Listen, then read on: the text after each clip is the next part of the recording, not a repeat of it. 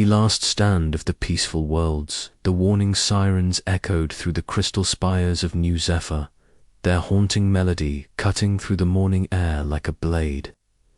Admiral Thesa Kane stood on the observation deck of the orbital defense platform, watching as thousands of dark ships emerged from hyperspace. The Korath Empire had finally come for them. Thessa's pale blue hands trembled as she gripped the railing. Her people, the Zephyrians, were builders and dreamers, not warriors. For 3 centuries, they had maintained peace across 7 star systems through diplomacy and trade. Their ships were designed for exploration and commerce, not battle.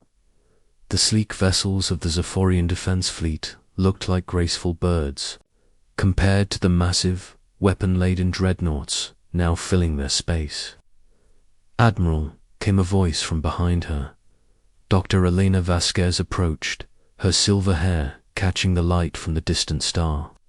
Elena was their chief xenolinguist, a brilliant scientist who had spent decades studying the languages and cultures of distant worlds. "The Korath fleet is demanding our immediate surrender. They're offering to spare civilian populations if we submit to their rule." Thessa's jaw tightened. She had heard the stories from other worlds that had accepted Korath mercy. The survivors became slaves, their planet stripped of resources, their children raised as soldiers for the Empire. "Send them our response," she said quietly. "The Zephyrian Collective does not yield to tyrants." Alina nodded, though fear flickered in her violet eyes. "I'll transmit the message. But Thesa, our defense fleet numbers barely 300 ships. Intelligence reports suggest they have brought over 2,000 vessels." The numbers were grim, but Thesa had to try. She activated her communication device, broadcasting to every ship in the defense fleet. "All vessels, this is Admiral Kane. Today we face an enemy that knows only conquest and cruelty. We may not have their numbers, but we fight for our homes, our families, and our way of life. Show them that peaceful does not mean weak." The battle began within minutes. The Korath ships advanced in perfect formation, their hulls bristling with weapons that could crack planets. General Korath Vex, the Empire's most feared commander, led the assault personally from his flagship, a massive vessel called the Iron Fist. The general was a towering figure, nearly 8 feet tall, with armored skin and eyes like burning coals. His species had evolved on a harsh world where only the strongest survived, and that philosophy had shaped their entire culture. The first exchange of fire lit up the void. Zephyrian ships danced between the enemy formations, their advanced shielding systems deflecting the worst of the bombardment. But for every Korath ship they managed to disable, 3 more took its place. The peaceful worlds had never built weapons designed to kill on such a scale. "Admiral, we're losing ships faster than we can replace them," reported Captain Nekos from the cruiser Harmony. His ship was already showing signs of damage, its elegant hull scarred by energy blasts. "The Korath are using cluster bombs against civilian stations. They're targeting hospitals and schools." Thesa felt her heart breaking. The Korath Empire didn't just conquer worlds, they broke the spirit of their enemies by attacking everything good and pure. All ships prioritize protecting civilian evacuation routes. "We hold the line no matter what." Hours passed, and the situation grew more desperate. The Zephyrian fleet had been reduced to fewer than 50 operational vessels. The orbital cities were taking heavy damage, and millions of civilians were fleeing to underground shelters. General Korath Vex's forces showed no mercy, targeting refugee ships and medical facilities with equal ruthlessness. Dr. Elena Vasquez had been monitoring long-range communications throughout the battle, searching for any sign of help from their allies. Most of the nearby civilizations were too far away or too weak to intervene. But buried in the archives of the Galactic Communication Network, she found something interesting. References to a species called humans, who lived on a world designated as Class 12 Deathworld in the Galactic Database. Thesa Alina called out over the chaos of the command center. "I may have found something. There's a species called humans who might be able to help us." The Admiral looked up from the tactical displays showing their dwindling forces. "What do you know about them?" "Very little. They're classified as Deathworlders in the Galactic Database. Apparently, they evolved on a planet so dangerous that other species consider it uninhabitable. There are rumors that they've been building a military force, but no one has had direct contact with them. Thesa made a decision that would change the course of galactic history. Send them a message. Tell them we're facing extinction and need their help." Alina worked frantically to compose a message that could be understood by an unknown species. She used mathematical concepts and universal symbols, along with star charts showing their location. The message was simple: "We are dying. Help us."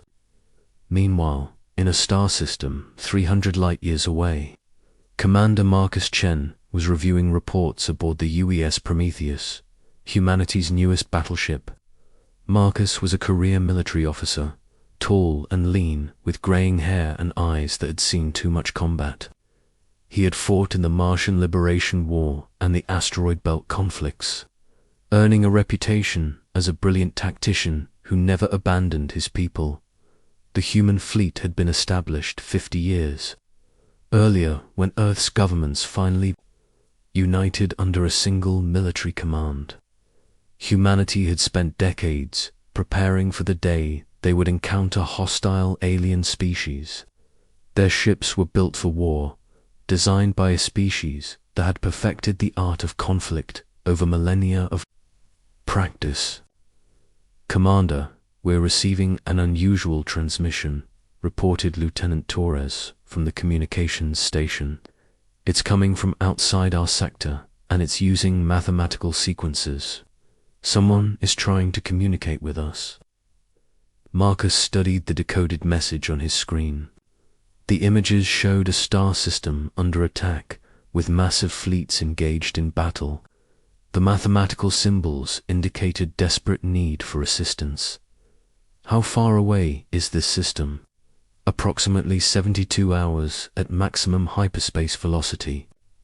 "Sir," Captain Sarah Mitchell, Marcus's second-in-command, stepped forward. Sarah was a brilliant tactical officer who had graduated top of her class from the Naval Academy. She had short red hair and a fierce determination that had earned her the respect of every crew member. "Sir, this could be first contact with an alien species. If they're under attack, this might be our chance to establish humanity as a force for good in the galaxy." Marcus nodded.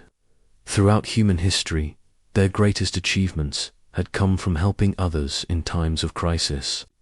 "Send a message to Earth Command. Tell them we're responding to an alien distress call. Then signal the fleet. We're going to war." Within hours, the human expeditionary force was assembled. 37 ships, including 6 heavy battleships, 12 cruisers, and 19 destroyers. Each vessel was crewed by volunteers who had trained their entire lives for this moment. The ships were equipped with weapons that could crack moons and armor that could withstand the fury of stars. As the fleet prepared for hyperspace jump, Marcus addressed his crews. "We're about to make first contact with an alien species under the worst possible circumstances. They're facing extinction, and they've called on us for help. We don't know what we'll find when we arrive, but we know what we represent. We are humanity's answer to the darkness." The hyperspace jump began, and 37 human warships disappeared into the void, racing toward a battle that would determine the fate of 7 worlds. Behind them, Earth's orbital shipyards worked around the clock to prepare additional fleets. Humanity had been waiting for this moment for generations, and they would not be found wanting. In the Zephyrian system, the battle raged on. Admiral Thessa Kane watched as another of her ships was destroyed, its crew of peaceful explorers giving their lives to buy time for civilian evacuations. The Korath Empire was closing in on the inner worlds, their massive ships bristling with weapons designed to break the will of their enemies. "Any word from the humans?" Thessa asked. Alina shook her head. "Nothing yet. We don't even know if they received our message." General Korath Vex's voice boomed across all frequencies. "Zephyrians, your resistance is futile. Surrender now, and I will grant you the mercy of slavery. Continue fighting, and I will turn your worlds to ash." But the Zephyrians fought on, their courage fueled by hope that somewhere in the darkness, help was coming. ****The Deathworlder intervention, the hyperspace alarms, screamed across the Zephyrian system as new contacts appeared on every sensor screen. Admiral Thessa Kane stared at the tactical display in disbelief. 37 unknown vessels had just materialized. At the edge of the system, their designs unlike anything in the galactic database. "Are those the humans?" Dr. Elena Vasquez whispered, her voice barely audible over the chaos of the command center. Before Thessa could answer, a new voice crackled. Over the communication channels, it was speaking in perfect Zephyrian, though with an accent that sent chills down her spine. "This is Commander Marcus Chen of the United Earth Fleet. We received your distress call. We're here to help." The human ships began moving toward the battle with a precision that impressed even the veteran admiral. They formed a tight formation, their hulls gleaming with an armor that seemed to absorb light itself. These were not the elegant, artistic vessels of the Zephyrian fleet. These were weapons of war, built by a species that understood conflict on a level that peaceful civilizations could barely comprehend. General Korath Vex was the first to respond to the new arrivals. His massive flagship, the Iron Fist, turned toward the human fleet with weapons charging. "Unknown vessels, you have entered a military zone. Withdraw immediately or face the consequences." Commander Chen's response was calm and measured. "General Vex, this is Commander Chen. You are attacking a peaceful civilization that has requested our protection. I'm giving you one chance to withdraw your forces and leave this system." The Korath general's laughter boomed across the communication channels. "Humans, I have heard whispers of your species. You think your small fleet can challenge the might of the Korath Empire? We have conquered 12 star systems. We have broken civilizations that spanned centuries. You are nothing but primitives from a backwater world." Marcus Chen's voice remained steady. "General, you have 5 minutes to begin your withdrawal. After that, we will consider your forces hostile and act accordingly." The Korath response was immediate and devastating. Nearly 500 ships opened fire simultaneously, launching enough firepower to destroy a small moon. The energy beams and missiles streaked toward the human fleet in a display of raw, destructive power that had shattered the defenses of countless worlds. But something extraordinary happened. The human ships didn't scatter or retreat. Instead, they moved with a fluid precision that defied belief. Their formation shifted like a living thing, each vessel perfectly coordinated with the others. Advanced point defense systems activated, creating a network of protective fire that intercepted thousands of incoming projectiles. The few attacks that penetrated the human defenses struck armor that had been designed to withstand the worst that Earth's violent history could produce the human ships absorbed impacts that would have vaporized Cepharian vessels and kept fighting. Impossible, General Vex growled. No species could survive that bombardment.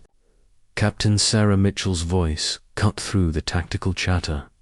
Commander, all ships report minimal damage. The enemy's weapons are less advanced than our intelligence suggested. Requesting permission to engage. Marcus Chen's response was immediate. All ships, weapons free. Show them what happens when you attack peaceful worlds. The human counterattack was unlike anything the galaxy had ever seen. These were not the elegant, restrained weapons of civilized species. Human weapons were designed by a species that had perfected the art of war through millennia of conflict. Railguns accelerated projectiles to significant fractions of light speed. Plasma cannons unleashed the fury of artificial stars. Missile systems fired salvos that could track and destroy targets across vast distances. The first wave of human fire struck the Deathworld Fleet like a hammer blow. Dozens of enemy ships simply vanished, their hulls vaporized by impacts that released more energy than most civilizations used in a year. The surviving Korath vessels reeled from the assault, their formations breaking apart as commanders tried to process what they were witnessing. "What kind of weapons are those?" Admiral Thesa whispered, watching as human ships systematically dismantled formations that had terrorized the galaxy for decades. Dr. Elena Vasquez checked her instruments. "The energy readings are off the charts. Their weapons are operating at efficiency levels that shouldn't be possible. And look at their ship movements." The human vessels moved through the battle like predators among sheep. They used three-dimensional tactics that took advantage of space combat principles that other species had never fully understood. Human ships would dive below the plane of battle, strike from unexpected angles, and vanish into the void before enemy forces could respond. Commander Chun's ship, the EU's Prometheus, led the charge against the Korath flagship. The massive human battleship was smaller than the Iron Fist, but it moved with a grace that belied its size. Its weapons systems fired in perfect synchronization, each shot calculated to maximize damage while minimizing exposure to return fire. General Korath. Vex found himself facing an enemy unlike any he had encountered. The humans fought with a combination of advanced technology and tactical brilliance that had been forged in the crucible of Earth's violent history. They didn't just want to defeat their enemies, they wanted to utterly destroy them. "All ships, concentrate fire on the human flagship," Vex commanded. "Bring down their leader, and the rest will fall." But the human response was swift and devastating. The moment the Korath forces focused on the Prometheus, the other human ships struck from multiple directions. It was a trap, brilliantly executed by a species that understood the psychology of warfare. The UES Prometheus weathered the focused assault, its armor holding against weapons that could shatter continents. Meanwhile, Captain Mitchell coordinated the fleet's response with a precision that amazed even her own crew. Target their command ships first. Cut the head off the snake. The battle turned into a rout. Human ships systematically destroyed Korath command vessels, breaking their coordination and turning their formations into chaos. The Korath Empire's reputation for invincibility crumbled as they faced an enemy that had been preparing for this moment for generations.